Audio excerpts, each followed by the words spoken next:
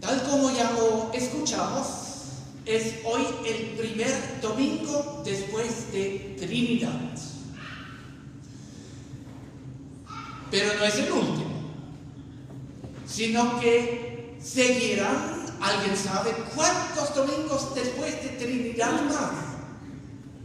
23, lo revisé. Este año siempre es un poco flexible.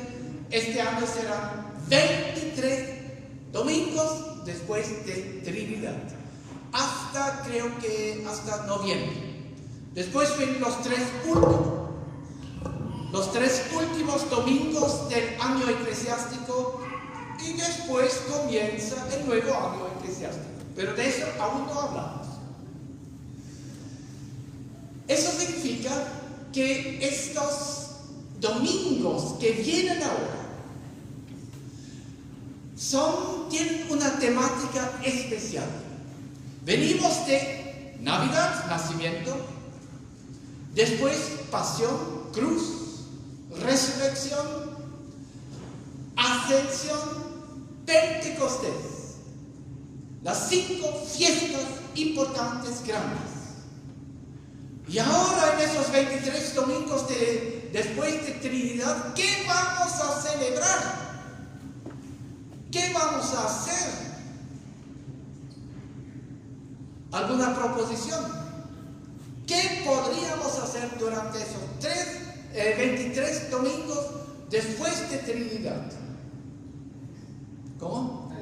Está difícil. Aprender. Muy bien, gracias. Aprender. ¿Y qué aprendemos? La palabra de Dios. Muy bien, gracias. Excelente. Un aplauso. Porque esa es la temática. Es muy simple.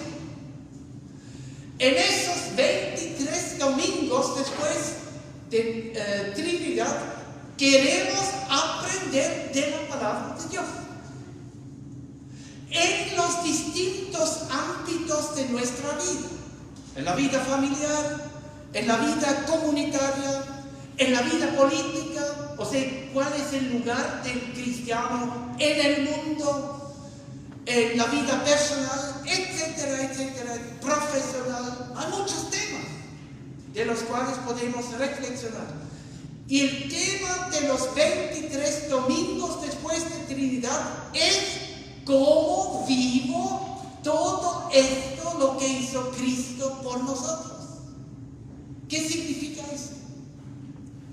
Y por ello, y me pareció muy interesante, el tema del primer domingo después de Trinidad es evidentemente la palabra de Dios.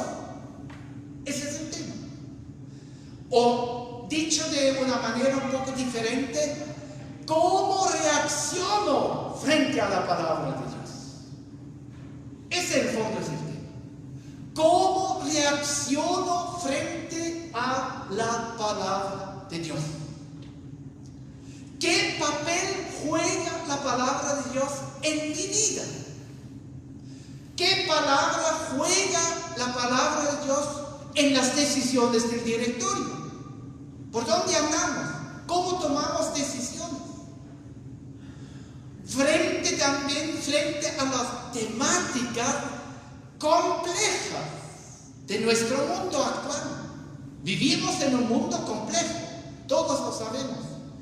Y el tema es cómo nos enfrentamos a las realidades de este mundo. En la educación, en el matrimonio, amenazas políticas, etcétera, etcétera. Me pareció también muy apropiado la lectura del Evangelio. Esa no la elegimos nosotros, esa es propuesta. Pero ustedes espero que se hayan fijado, a mí me llamaron mucho la atención 2 versículos. ¿Se fijaron? ¿Cuáles? Envíales, ¿qué dice el rico en el infierno? ¿Qué dice? envíeles uno de los muertos para que advierte a mis hermanos. ¿Y qué contesta Abraham? Tienen a los profetas. ¿Tienen? Profetas. Tienen a los profetas. A estos tienen que escuchar. Y el rico contesta, no, a los profetas. Interesante, imagínense, hace 2000 años él dice, a los profetas, ¿cómo les van a creer? Tienen que enviar a alguien que resucite. A este le van a creer. Y Abraham contesta, si no creen a los profetas y a Moisés, tampoco creerán si alguien viene resucitado de los muertos. Tampoco. Ustedes se dan cuenta que ahora la cosa ya se vuelve seria. Ya es seria. Ya es desafiante. Y se vuelve más seria aún cuando ahora escuchamos el pasaje bíblico propuesto del Antiguo Testamento del profeta Jeremías, que es, lo digo así, es mi gran amigo. No lo conozco personalmente, pero lo estimo muchísimo. Ya les voy a decir por qué. Los invito a ponerse de pie para la lectura. Muchos tienen una hojita, los que no tienen, aparece ahí dice dónde. Sí, gracias. Así dice el Señor de los ejércitos. No escuchen lo que dicen los profetas, pues alientan en ustedes falsas esperanzas. Cuentan visiones que se han imaginado y que no proceden de la boca del Señor. A los que me desprecian les aseguran que yo, el Señor, digo que gozarán de paz. A los que obedecen los dictados de su terco corazón les dicen que no les sobrevendrá ningún mal. ¿Quién de ellos ha estado en el consejo del Señor? ¿Quién ha recibido y escuchado su palabra? ¿Quién ha atendido y escuchado su palabra?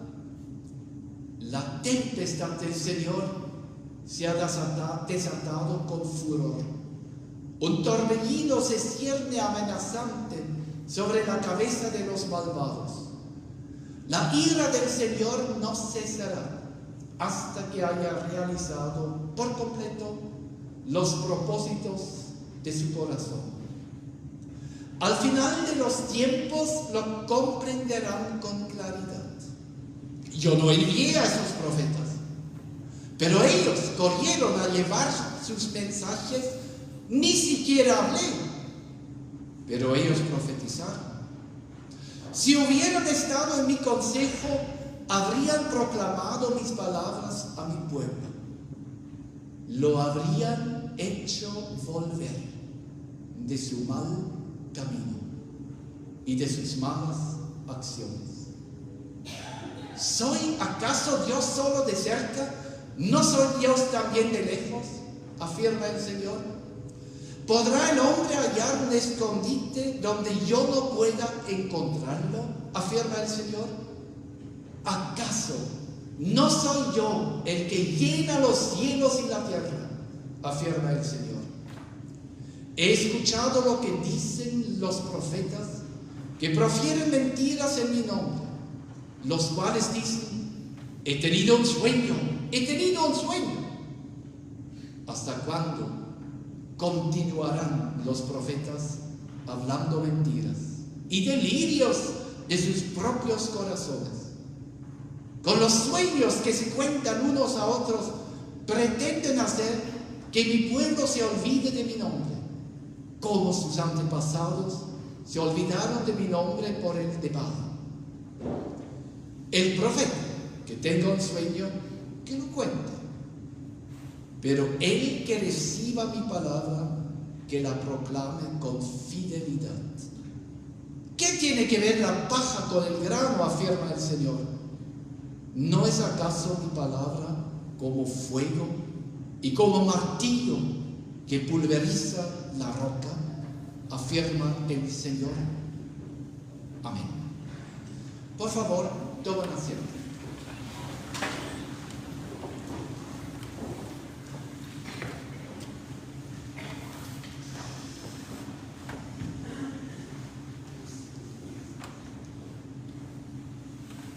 ¿Conocen al profeta Jeremías? ¿Quién ha leído? Una pregunta delicada. ¿Quién ha leído el profeta Jeremías?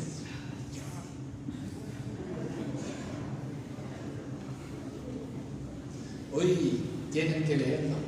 Tienen que leerlo. Hay que leerlo. Hay que leer el Antiguo Testamento. Si uno no conoce el Antiguo Testamento, uno no conoce a Dios. Lo digo radicalmente. Si uno no conoce el Antiguo Testamento, no conocemos a Dios. O muy parcialmente, lo digo un poco más prudente. Muy parcialmente. Se lo recomiendo enfáticamente. Jeremías jugaba un papel solitario. Uno contra muchos. Lo maravilloso del profeta Jeremías es que él no pierde el equilibrio entre verdad y amor. Tiene un profundo amor por su pueblo, por su nación Israel. Pero no solamente tiene ese amor que lo taparía todo, sino que también tiene un profundo amor para la verdad y la santidad de Dios. Yo he llegado a la conclusión. Nosotros hoy en día conversamos, hablamos muchas veces del amor de Dios. Dios es un Dios de amor, Dios es un Dios amoroso, Dios perdona, etcétera, etcétera. Pero hemos perdido el concepto de la verdad y de la santidad. Y yo hoy en día digo, Dios es infinitamente amor, ¿cierto? Pero al mismo tiempo, Dios es infinitamente santo. Ambas cosas, infinitamente. Y nosotros hemos perdido el equilibrio. Y eso es lo que tenemos que reconquistar. El equilibrio entre amor y santidad. Infinitamente ambas cosas. Fuera de toda nuestra imaginación. A Dios no lo podemos imaginar. Tenemos que escuchar su revelación. Ahí lo conocemos. Y ahora lo maravilloso del profeta Jeremías es que él sufre. No lo dice, lo digo así, no lo dice desde muy arriba, mirando abajo qué pasa, y no habla objetivamente o fríamente, transmitiendo un mensaje, sino que habla desde un corazón totalmente identificado con la historia de la nación. Les voy a citar algunas cosas. Dice, por ejemplo, en el capítulo 8, ojalá mi cabeza fuera un manantial y mis ojos una fuente de lágrimas para llorar de día y de noche por los muertos de mi pueblo. O sea, es una emoción radical, total, una compasión radical. Nosotros hemos llorado por Chile, pregunto. Muchas veces podríamos llorar, ¿o no? Pero no me quiero meter en política, pero a veces es para llorar. Hemos llorado por nuestra nación. Ayer tuvimos Asamblea General en Valdivia y yo hice el comentario: miren, hay muchos enfermos y con mucha energía oran por los enfermos, pero yo les dije: ¿por qué siempre oramos solamente por los enfermos? ¿Por qué no oramos por las almas perdidas? ¿No está lo mismo? ¿Por qué no oramos con la misma emoción, con el mismo énfasis, con la misma fuerza? Alma misionera. Tenemos alma misionera. Me pregunto a mí. Me he preguntado mucho a mí mismo: ¿sufro más con los enfermos o sufro más con los agnósticos, ateos, indiferentes, a quienes está lo mismo? Jeremías sufre, tiene empatía fuerte, profunda, radical, total, y eso me impresiona. Y por ello digo: Jeremías es mi amigo,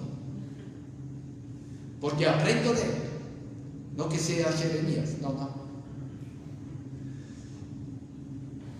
Sigo, quiero citar otros pasajes. Si ustedes no obedecen, dice a su pueblo, lloraré en secreto por causa de su orgullo. Mis ojos llorarán amargamente y se desharán en lágrimas, porque el rebaño del Señor será llevado al cautiverio. O sea, son palabras que me impresionan, que me impactan.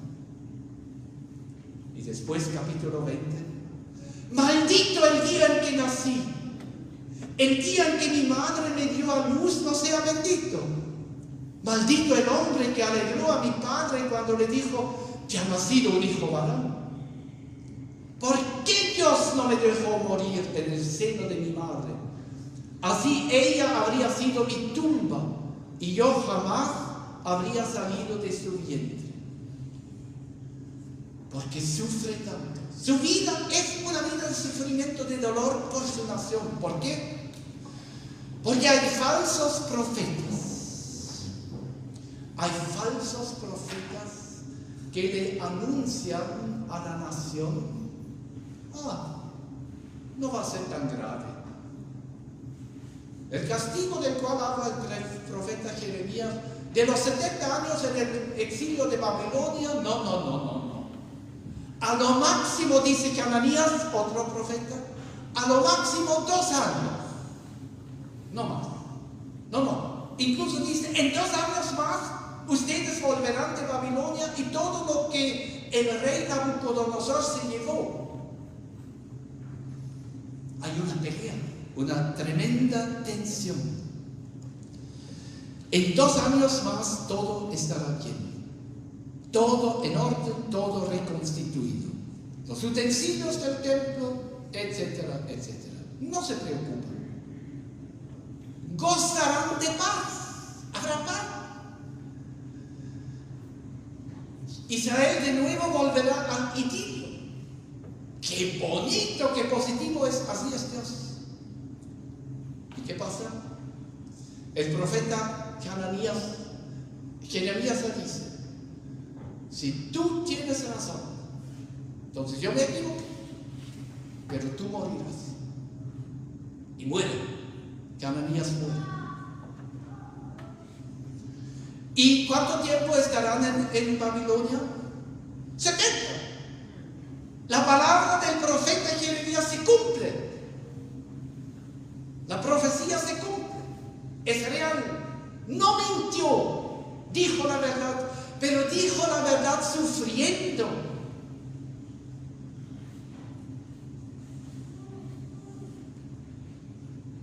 No todo aquel que dice ser profeta lo es. No todo aquel que profetiza un futuro luminoso, alegre, positivo, espléndido, es un mensajero de Dios. Pero tiene buena llegada. Son reconocidos. Son aplaudidos. ¿Qué busco yo? ¿Busco aplauso? La tentación para los pastores es tremenda. Es tremenda. Que Dios nos libere de esa tentación. Que no busquemos el aplauso, sino que busquemos la verdad y el amor. Yo creo que me dirijo al director, porque creo que es un pasaje tan maravilloso para ustedes. O sea, ustedes, no solamente nosotros los pastores tenemos esa tarea, sino que ustedes también.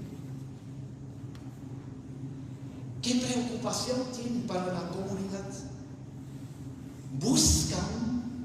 Están buscando que se aplique la palabra de Dios en todas sus consecuencias. En esa semana leí algo de un libro de confesión, la confesión helvética, evidentemente influenciada fuertemente por la Reforma.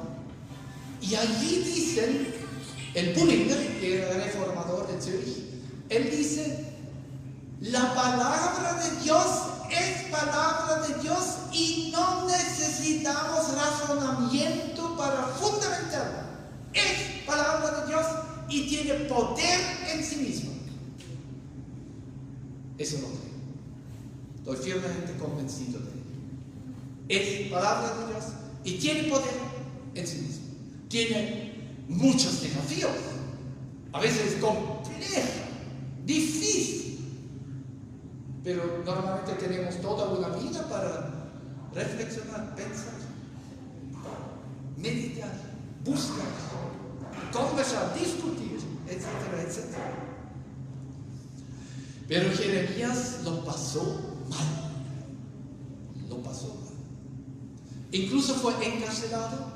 Lo tiraron a un pozo, tuvieron que sacarlo, porque si no se habría ahogado. Y cuando lo sacaron, le alimentaron con agua y pan, típicamente cárcel. Nada más. Bien, no quiero revelar todo del profeta Jeremías, si no dicen ahora ya lo sabemos todo, ya no tenemos que leerlo. No. Todavía tienen que leerlo. Cuando estaba pensando en el pasaje bíblico, ustedes ven que puse algunos colores. Pero ayer me di cuenta, o hoy en la mañana, en Valdivia todavía, me di cuenta que me equivoqué. Y que en el fondo hay dos temas en ese pasaje: los falsos profetas y Dios. Y por ello se ve ahora así: verde y amarillo. Pueden elegir cualquier color, pero háganse esa tarea, cumplan esa tarea, les doy esa tarea. ¿Qué dice el profeta Jeremías, ese hombre solitario, obediente a Dios, de los profetas falsos y de Dios? ¿Qué hacen los profetas falsos? Tan falsas esperanzas, tan visiones, cuentan visiones que se han imaginado ellos, que no proceden de la boca del Señor.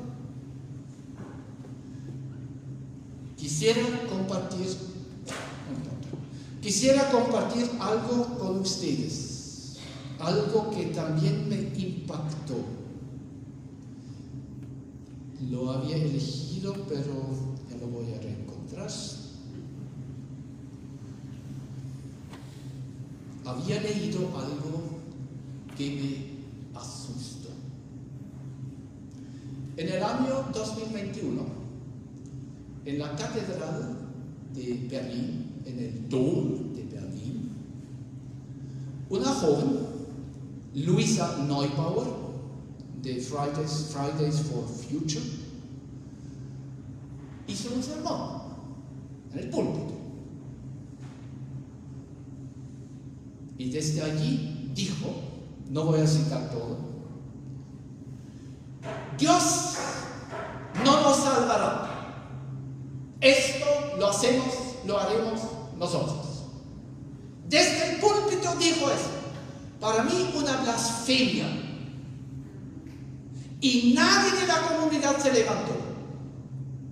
No hubo ninguna reacción en contra de esa blasfemia. Así hay que decir. Pero leí algo que me causó alegría también. El presidente de Baden-Württemberg, de la región de Baden-Württemberg, una región de Alemania, el Kretschmer, él dijo, y lo digo tal cual, también es presidente desde el 2011 hasta hoy. Ya tiene 76 años. Y dice,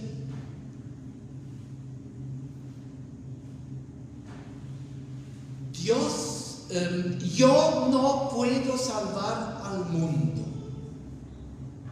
porque yo no he creado al mundo, no soy el creador. Esto tiene que hacerlo Dios.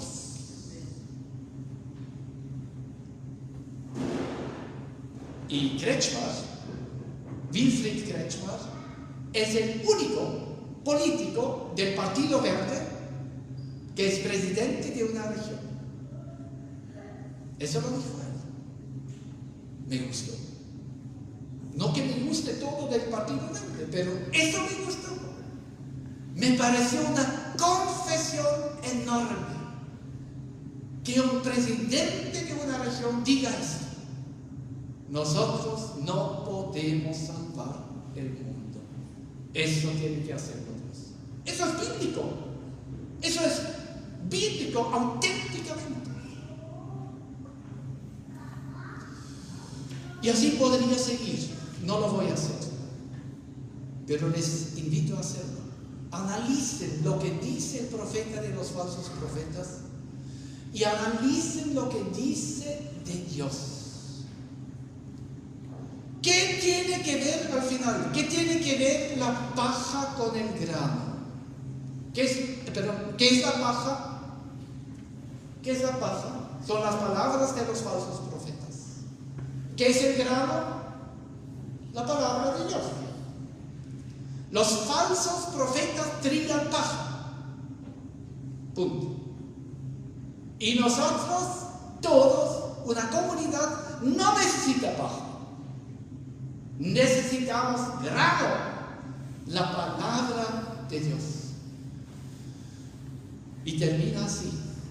¿No es acaso mi palabra como fuego y como martillo que pulveriza la roca?